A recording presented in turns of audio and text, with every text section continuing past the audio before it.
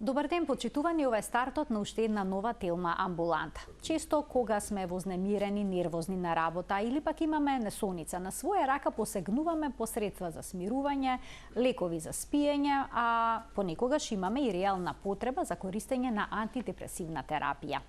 Дали овие лекови може да создадат зависност? Според податоците од различни епидемиолошки студии, зависноста од лекови е се поизразена во последните години. Зошто е тоа така? Како да препознаеме дека некој лек ни создал зависност и што да преземеме во тие моменти? Можеме ли да си помогнеме самите или пак е неопходна стручна помош? Доктор Васка Митова, психијатар при Универзитетската клиника за психијатрија во Скопје, во студиото на Телма. Докторке, добре ни дојдовте. Благодарам за поканата. Кои лекови најчесто создаваат зависност? За жал, нешто се најчесто потребуваните, особено кај нас, но го следиме и некој светски тренд. Особено во овие 2 години од пандемија, да кажеме, се надоместува некоја нова економска криза на повидо која што веќе е актуелна и кај нас со војните конфликти. Се потенцира потребата од на народот од некакво инстант решение за некаква да речеме напнатост, вознемираност, она што ние стручно го викаме и анксиозност. И со тоа се зголемува секојдневната употреба кај граѓаните кои што практично многу почесто од незнаење отколку од знаење посегнуваат на своја рака на едно брзо инстант решение за смирување. Така, обично земаат некој средство за смирување кога се напнати, кога се нервозни, тоа го прават на своја рака. Има ли некој од лековите за смирување кои што не препорачувате да се земаат без консултација на лекар, а сепак тоа не се случува кај нас? Практично сите што се бензодиазепини или кажано анксиолитици, седативни лекови, односно лекови за смирување, мора да бидат препишани од лекар. Мора да, за да се земат од аптека, треба да има дали психијатриски извештај препорака или пак од матичен лекар, да речеме рецепт препорака, значи се земаат по индикација. Но некогаш, што е доста често, се случува предолга употреба нивна. Значи, они се смислени да направат брза анксиолиза, да олеснат кога има акутен симптом, но практично не ја третираат таа анксиозност доколку веќе има, да речеме, во позадина едно анксиозно расстройство или едно депресивно расстройство или подолготраен проблем со несоница, например. Тие се некои од трите најчести причини поради кои што се препишуваат овие анксиолитици. И многу често се случува, да кажеме, по воведувањето на овие лекови, да закажеме контрола за 2 недели, но на пациентот да му олесни практично, да се чувствува подобро и да изостане на таа контрола, точно. Да си го продолжува рецептот само кај матичниот лекар, кој што верувам матичните лекари се многу добро запознаени од овие ризици за кои што ќе разговараме денеска, но понекогаш се под притисок дека едноставно од пациентите дека тоа има хронична терапија препишана од лекари, дека мора повторно да ја препишат терапијата. И така има некои податоци, се извинувам што ја прекинувам, дека 1.310.000 рецепти за бензодиазепини биле препишани во 2020 година. Тоа е навистина огромен број. Да, огромен број и за жал тоа е еден светски тренд на зголемување на употребата на бензодиазепини, истовремено се зголемува употребата на хипнотични некои агенции, односно терапија што е конкретно за заспивање и употребата на антидепресивна терапија. Несомнено е дека и претходно беа употребувани, односно злоупотребувани, но во последниот период со случувањево со оваа, да речеме, пандемија, некако навистина се потенцираше и реално се потенцираше понекогаш потребата да се препишуваат во една, со една зголемена, да речеме, употреба, бидејќи и тоа пак потоа да прејде во злоупотреба. Речи си да нема семејство што во својата домашна аптека нема некое средство за смирување и обично од банални причини понекогаш знаеме да земеме средства за смирување. Колку време е потребно за да станеме зависни од нив? Средствата за смирување, односно анксиолитиците, како што себе да ги спомнеме, нели, по некое генеричко име познато кај нас, диазепам, алпразолам, бромазепам, клоназепам и така натака, лоразепам, празепам, се доста често употребувани, се многу ефикасни патам. Значи, направени се, и тоа има в суштината е направена да направат брза анксиолиза, седација или да речеме и дезинхибиција. Значи направени се за да делуваат во моментот кога имаме некаков акутен стрес може да има, на кој што се нели надоврзува одредена вознемиреност, анксиозност, интензивна напнатост, немир и така натака. Целта им е да го смират телото, делуваат нели на тие рецептори, на габа рецепторите или бензодиазепински, зависи кој како ги називот, кој како ги вика, делуваат веднаш, некој побрзо, некој малку нели побавно, но дејството им е скоро, да кажем, веднаш и сега. И прават многу убава анксиолиза. Практично ако се земе опуштање, мала доза, практично оној бенефит што го имаме од нив е навистина воочлив и добар. Например, ќе кажам пример кога е нели употребата кога е оправдана. Да кажеме при некои расстройства може да биде например како некоја анксиозност при летање со авион, да го кажем. Каде што знае нели тој страв да биде многу висок, доминантен, да не обземе и сега прашањето например дали да би биде личноста, дали да патува или да го скокне некој многу битно патување, нели несомнено тука се дава лек за да едноставно може да издржи, да се направи анксиолиза, да нема паника, да не доведе до некаква таа анксиозност да не преиде до степен да речеме на некаква паника, хипервентилација и слично. Да. Значи тие се третираат веднаш одредена состојба, но генерално ги препишуваме бидејќи останатата група на фармаколошки агенси, како на пример антидепресивите, бидејќи нивниот ефект практично доаѓа после еден период на употреба кој што трае минимум 2, оптимално 6 до 8 недели, значи тоа е периодот кога веќе го гледаме бенефитот од антидепресивната терапија. Докторке, бензодиазепините ги препишуваат и за покачен крвен притисок. Дали е оправдана нивната употреба во овој случај? Дел од нив, не сите, но конкретно, например, диазепамот покрај тоа анксиолитично дејство има изразено мускулно релаксантно дејство. И не само за покачен крвен притисок, нели кога ќе се релаксира мускулатурата, се намалува и притисокот практично. Тоа е па ризик па кај пациенти кои што имаат низок притисок, да им го спушти уште повеќе, да. Тоа е еден, да кажеме, страничен ефект кој што се користи, да кажеме, како нели мускулно релаксантното дејство кој што го користиме, зашто и онака кога ќе се намали па анксиозноста и природно нели се намалува и притисокот и со анксиолитичниот ефект. Истовремено се користат доста често кога има спазам на мускулатура, например, нели како да кажам, кога имаат пациенти проблеми со кичма и така натака, и тогаш се користат, ама тоа пак треба да биде краткотрајна употреба, но не долготрајна употреба, за да се свати пациентот дека тоа ми е еден дел од лековите кои што се хронична терапија. Затоа што она за кој што сме денес нели дојдени, толеранцијата, односно зависноста по тоа е многу веројатно да се развие ако веќе се продолжи нели нивната употреба на долг период. Имаме ли сите различна толеранција кон овие лекови? Дали сите би развиле зависност или не? Веројатно е дека не би развиле сите зависност. Зависност развиваат повеќе одредени индивидуи кои што се склони кон тоа, но не можеме да претпоставиме кои би биле нели тие, каде е ризикот на пример на развивање на зависност.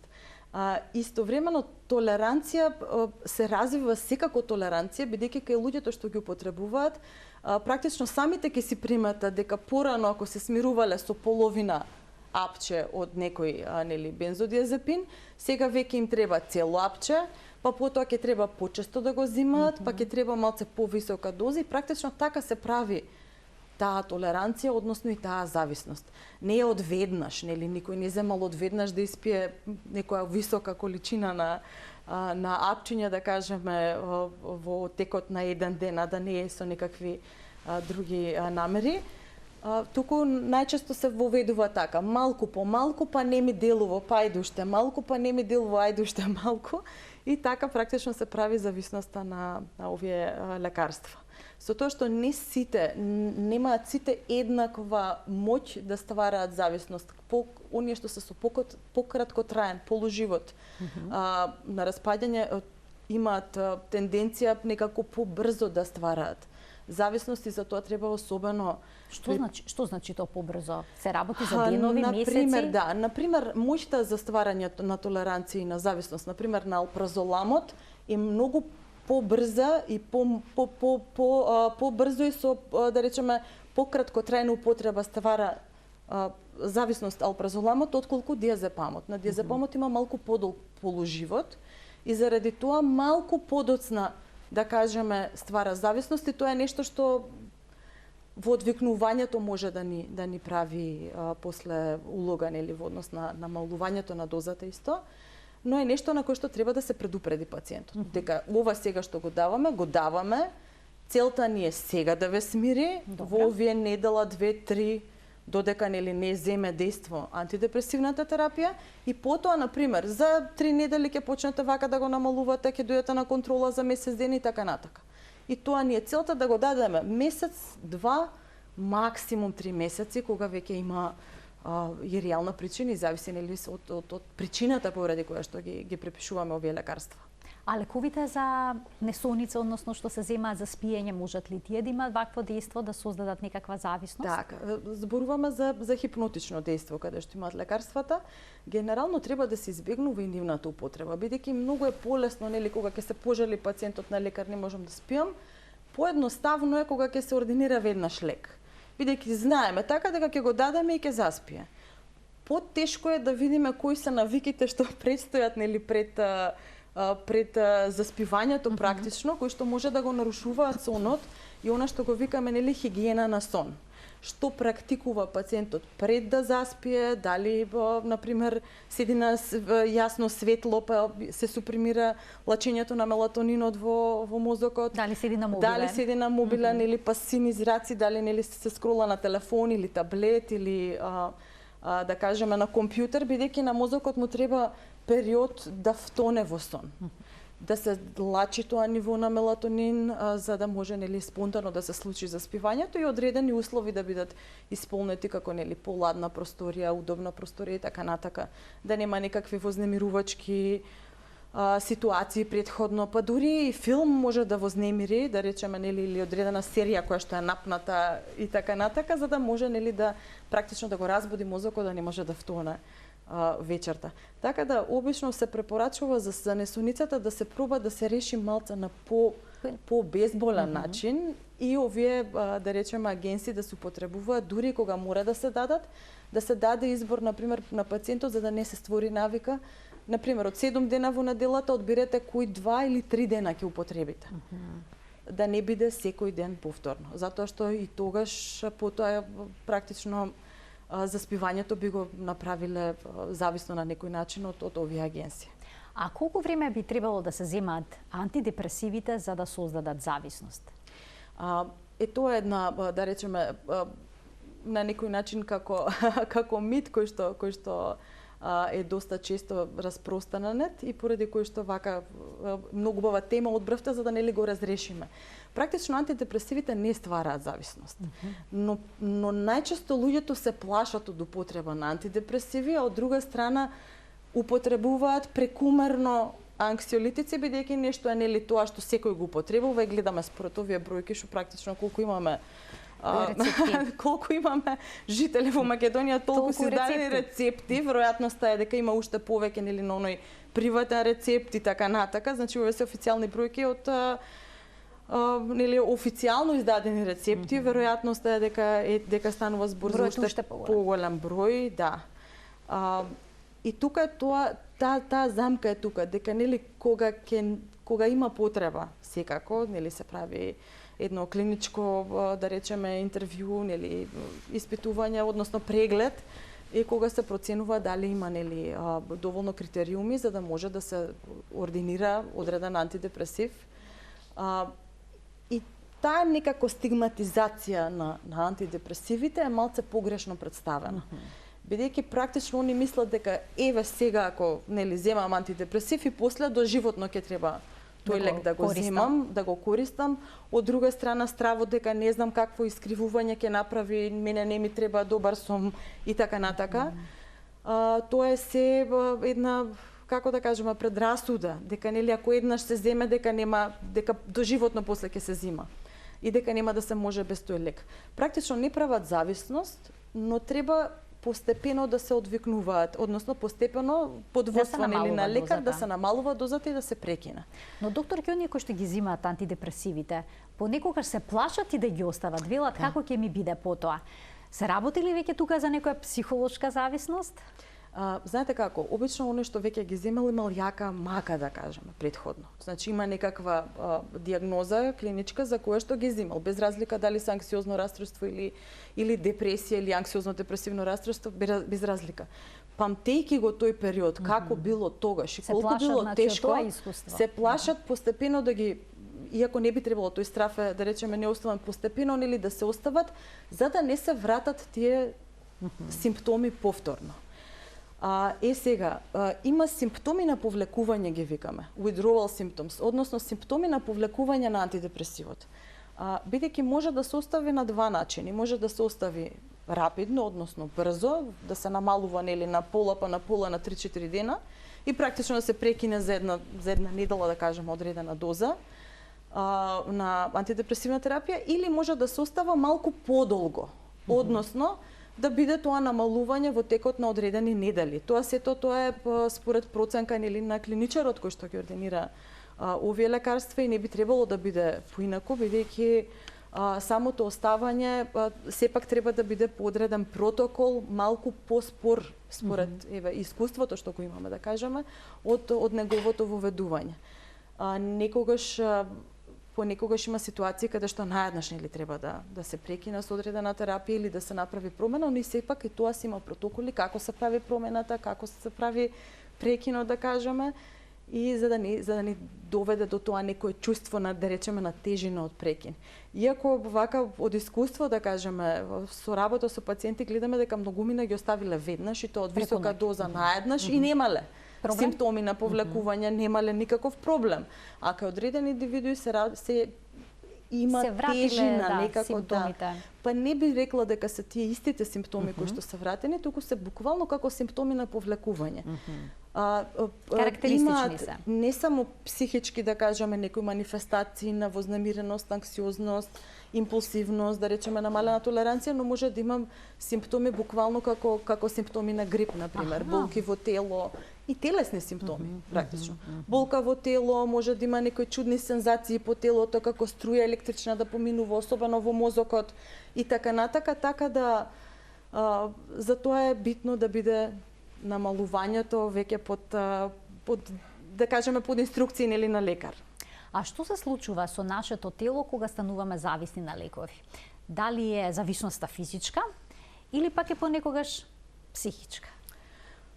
Дефинитивно има и од двете. Едното е што нели веќе се адаптираат рецепторите во мозокот практично на нас големена употреба на одредени фармаколошки агенции, но од друга страна се случува дека веќе кога и го нема симптомот, да едноставно личноста е навикната на да го земе, да кажеме, тој лек што си го зима, едноставно како сигурност. Тоа зборуваме за оние личности кои што нема развиено зависност и употребуваат иста доза на лек долги години. Значи ќе каже докторке, јас употребувам веќе 15 години или 20 години наназад помалку, секој ден.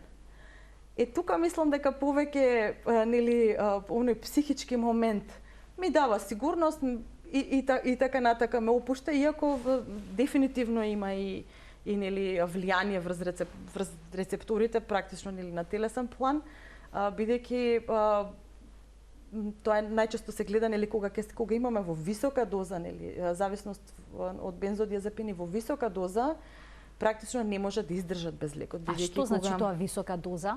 Бидејќи како од 2 милиграми, 5 милиграми? Сме виделе многу, значи луѓе со многу висока доза, деневна доза, практично ќе си кажете нели ако ова го испие човек кој што нема зависност и толеранција створено, дури може да биде и летална доза.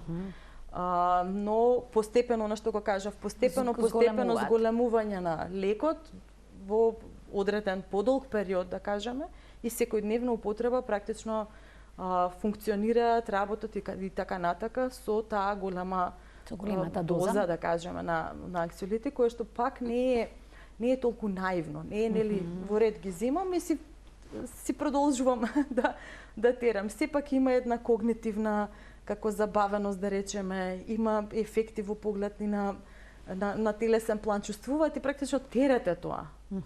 И на мозокот е терет, нели, во однос на извршување на оние когнитивни функции што треба секојдневно да ги вршиме, концентрација, внимание, брзина на она што го викаме на функција, нели, на функционирање на умот и употребата на овие лекарства. А дали исто зависност од лекови и таблетоманија? Можеме да ги најдеме тие термини кога ќе просурфаме на интернет? Така, веќе во таблетоманија веројатно има повеќе и психичка една димензија, бидејќи има тука една димензија, например, кога се зема нешто и што не е зависен пациентот. Значи може да зема повеќе таблети и различни. Така да практично што се најде, што се стигне. Интересна е употребата во последен период, например, на кафетин, зголемената употреба. Каде што се смета дека е така, како да кажам, едно нешто што е безопасно, да, ама не е толку безопасно ако веќе се пие секојдневно 2, 3, 4, 5 и особено сум слушнала помлади луѓе како така ете малце како има некој ефект на подобро телесно чувствување, на живнување и така натака. И затоа го земат кафетинот? Веројатно да, но сепак ќе кажам се што станува се што ќе приде во секојдневна навика, да не можете без тоа. Практично не знам дали повеќе прави добро отколку зло, особено ако не е нели ординирано од лекар, има нели онаа што си е хронична терапија каде што мора да се зема и каде што си е под војство и под индикација на лекар. И се останато би рекла дека мора нели да размислиме дали ни прави повеќе добро или не. Во продолжение ќе погледнеме еден блок реклам, ја веднаш потоа ќе се вратиме на денешната содржина, почитувани во вториот дел на емисијата, ќе имате можност да се вклучите и вие со ваши прашања. Останете на Телма.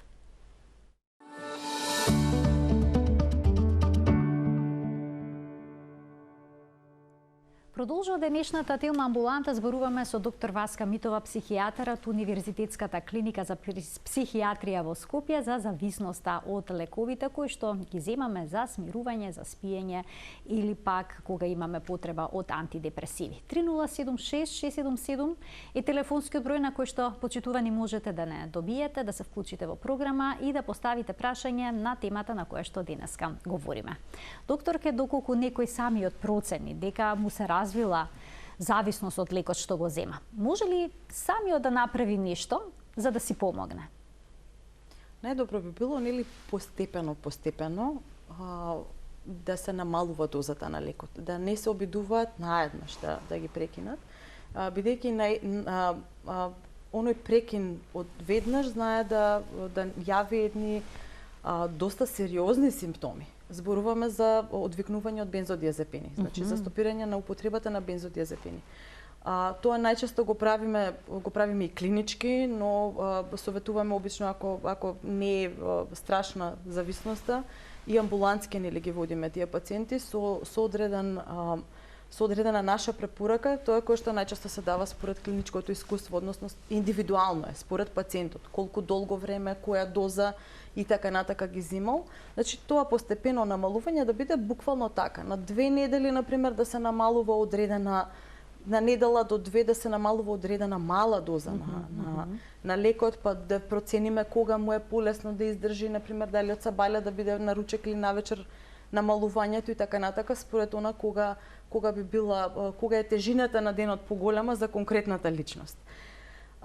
Јас секогаш кажувам, дури трошка да се открши со ноженце, да кажеме во лекот и да се отфрли практично една мала трошка на недела, што не е нели вака да кажем стручно убаво објаснето, но секакво на трошка фрлање сепак би имало некаков да речеме бенефит. Наеднаш прекинување никако, бидејќи сериозни се симптомите, анксиозност, немир, да речеме постојано движење и така натака, кои што се на психички, но и на физички план. Може да се јави тремор и така натака, до сериозни, да кажеме, конвулзивни настапи, значи се случуваат и епилептични напади, доколку конвулзии, доколку се прекине или пак многу брзо се прекинува таа злоупотреба на бензодиазепините. Така, затоа треба да сме внимателни и на своја рака очигледно не смееме да ги земаме, дури и онаму каде што се препишани за регулирање на крвниот притисок, не би требало да се користат подолго од неколку месеци, ако ве разбрав добро. Да, обично кога колегите интернисти нели ги препишуваат, веројатно сакаат, нели веројатно ќе процена дека може да има и некаква напнатост, да кажеме, и зона мускулно релаксантно дејство, но тоа да не биде во висока доза, сепак да биде во една пониска доза и доколку има шанси да се замени со антихипертензив, кој што нели си има одредена негова улога, да кажеме, заради тоа што употребата не е до толку оправдана кога ќе се даде за ваков ефект. Особено се случува млади луѓе кога имале повреда некаква физичка, па заради мускулен спазам и така натака, да се ординира нели бензодиазепини, тој некако да се остави долго време да стои, па практично и така имаме навлекување на многу млади личности непотребно. Мислам, се дава нели во акутна фаза на болеста и потоа се прекинува. Но мора таа психоедукација, тоест не психоедукација, медицинска едукација практично, која што одзема време за едуцирање на пациентот, но е несомнено подобра така да се едуцира пациентот за да знае што да очекува од неговиот тек на лекувањето, за да не се створат проблеми понатака. Колку време обично е потребно да се спроведува лекување, односно одвикнување? Зависи. Проценката е според конкретната личност, проценката е индивидуално, зависи дали се работи нели тоа во болнички услови. Пример се случува да имаме пациенти кои што дошле со страшна зависност од многу лекарства, практично имале потешкотија да ги извадат секој ден од Значи може од повеќе лекови да се разви истовремена зависност, истовремена зависност од повеќе лекови. И од повеќе, но почесто е да речеме од еден. Почесто од еден, според моето искуство, и отколку да речеме од комбинација може да биде различни зависност од различни, да кажеме, пример алкохолизам со одреден бензодиазепин. Да речеме да станува збор за комбинација од зависност или злоупотреба на некаква друга психоактивна супстанција со пример со стимулирачки ефект, како да кажеме како кокаин заедно со бензодиазепин, кој што некако одат рака под рака за да може телото да се подигне па да се спушти за да заспи и така. Така да проценката е сепак до докторот и не треба да има воопшто нели срам или да се супримира личноста за да побара помош. Практично бидејќи ќе дојде до едно ослободување, бидејќи не е лесно, секојдневната употреба не е лесна за самите пациенти. А доколку му е тешко на пациентот да го издржи периодот на одвикнување, се случува ли едно средство за смирување да се замени со друго во тие моменти? Се случува, обично клинички тоа го правиме, кога даваме друг аген исто со седативен ефект, но кој што нема моќ за стварање на зависност, за да малце покрие таа анксиозност тогаш, да кажеме, за да може нели телото полесно, тоест личноста полесно да се справи со тие симптоми на повлекување нели односно на повлекување на бензодиазепините. Се случува ли пациентот потоа да посака да продолжи со тој лек? Да, веројатно, но пак мора да се води умешно за да се намалува и да речеме постепено да се намалува и тој лек за да може да тој полесно да се отргнува, да кажеме, постепено и полесно, за да може нели веќе да практично да биде без лекарства таа личност. Ова зборуваме за бензодиазепинска да речеме за бензодиазепинска зависност, за разлика нели од оние симптоми на повлекување кај антидепресивите, кои што нели исто и тука треба според проценка, доколку една личност во многу помал процент практично се јавува тука се појавуваат тие симптоми на повлекување, но сепак доколку ги препознаеме, односно доколку се пожали личноста на повраток на одредени нели симптоми, што ќе си мисли дека ми се врати нели болеста, ама не е нели само тоа, треба да процениме клинички за што станува збор. Ги враќате повторно на истата терапија? Може да се врати повторно на истата терапија, па побавно да се намалува. Добре. Или може да се даде друг агенс, например, друг антидепресив кој што има многу подолг полуживот. И каде што практично постепено би одело тоа намалување, но полесно би било одвикнувањето на самата личност. Така да се прави и тука клиничка проценка колку бавно, колку постепено да се намалува.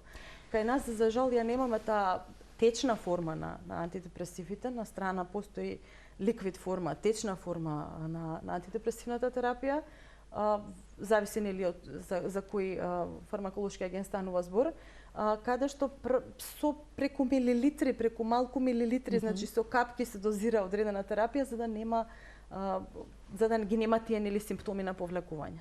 И тука е правилото колку пониска доза, толку побавно да биде одвикнувањето. Некако од повисока доза на половина полесно се издржува отколку прекинувањето да, на многу ниска доза. Но пак ја кажам, тоа станува ова е случај кај мал процент на пациенти. Многу мал процент кој што го развива овој проблем. Има двајца гледачи кои што очекуваат да се вклучат во денешната емисија и да постават прашање. Добар ден за првиот од нив. Добар ден. Повелете. Јас сакам едно прашање до докторката уствари. Примам дали е штетно, гледам некои работи објасни добро, лихтилиум тројка понекад. Нередовно, ама може би у недела 1 до 2 апчиња. Лихтилиум тројка. Добра. И прашањето ми е докторката дали тоа доста штетно или па и уште едно прашање, мислам, што има разлика меѓу дизепам и еликсилиум? Добро, ви благодарам за вклучувањето. Може ли да го вклучиме и следниот гледач, па ќе дадете одговор и на двете прашања. Добар ден. Добар ден. Повелете. Сакам да поставам поздрав до докторката и до водителката. Едно прашање на докторката. Користам долго време рисет. Прво користев 4 милиграма, сега користам 2 милиграма. Дали се ствара тоа зависност? Добро. И дали треба да ги прекинам или да ги намалам? Само уште еднаш ќе ве молам да го повторите името на лекот што го земате? Рисет. Добро. Ви благодарам за вклучувањето. Повелете. Благодарам за прашањата. Многу убаво прашање постави првиот гледач. Дали спорадична употреба е штетна?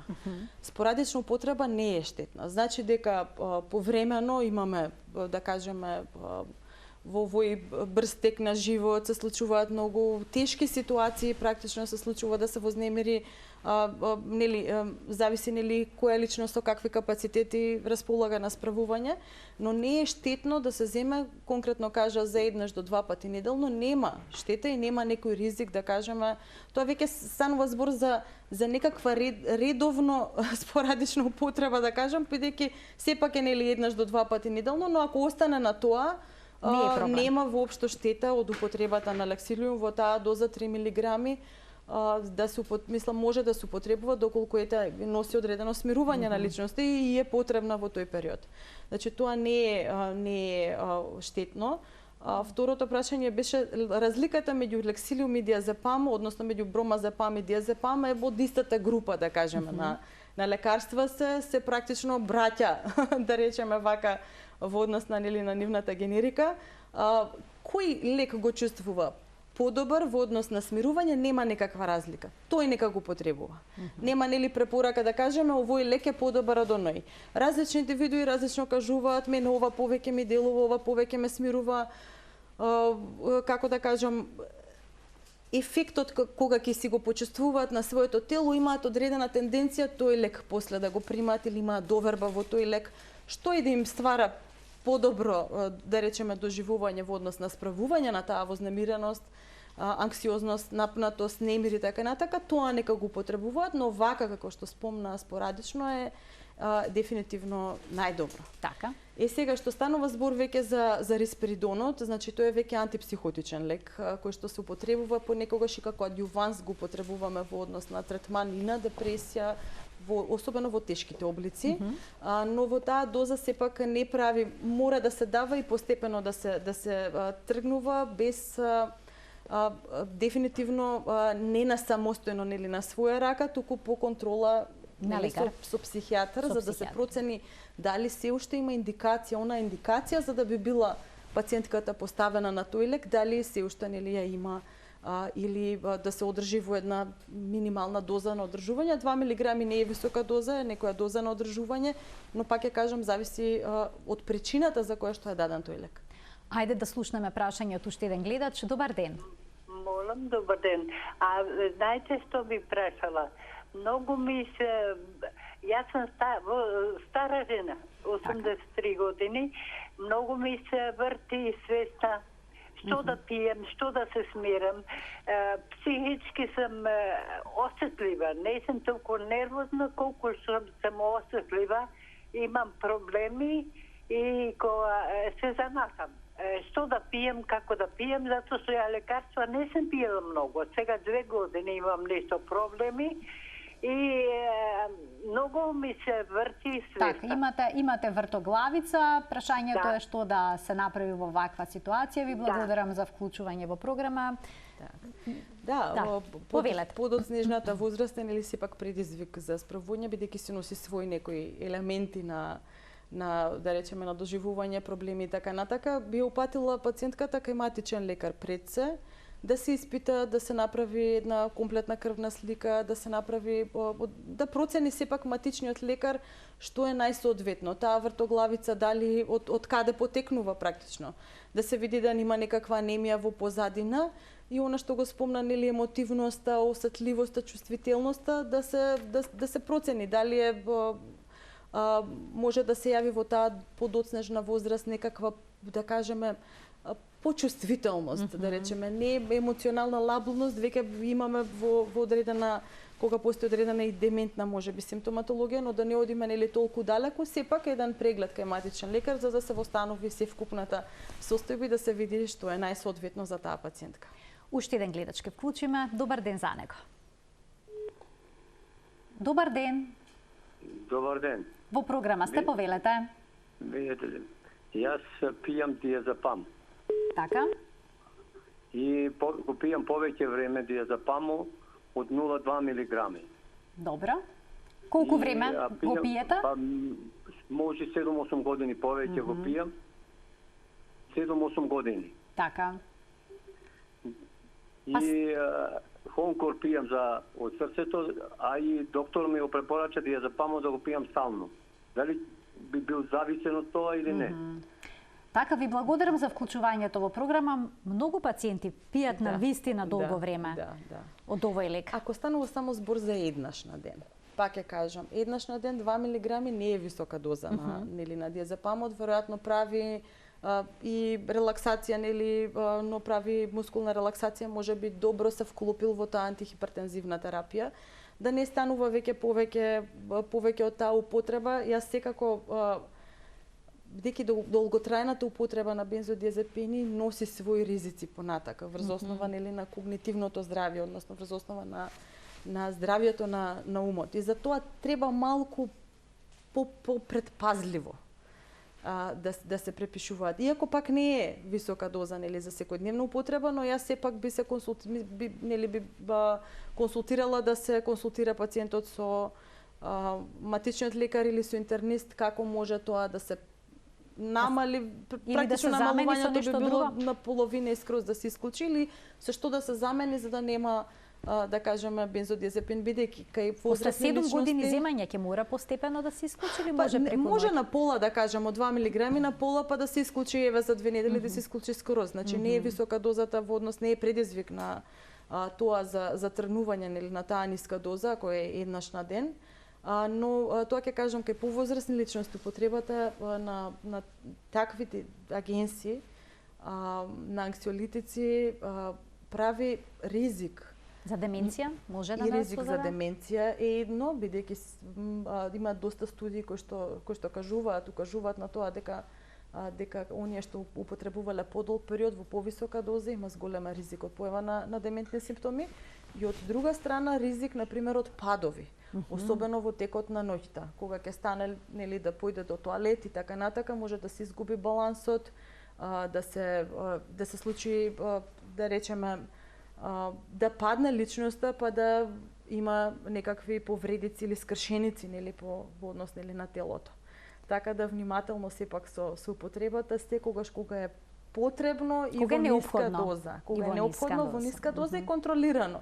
Да се објасни уште на воведот дека кои се ризиците и така натака, за да нели биде таа употреба лимитирана и безбедна.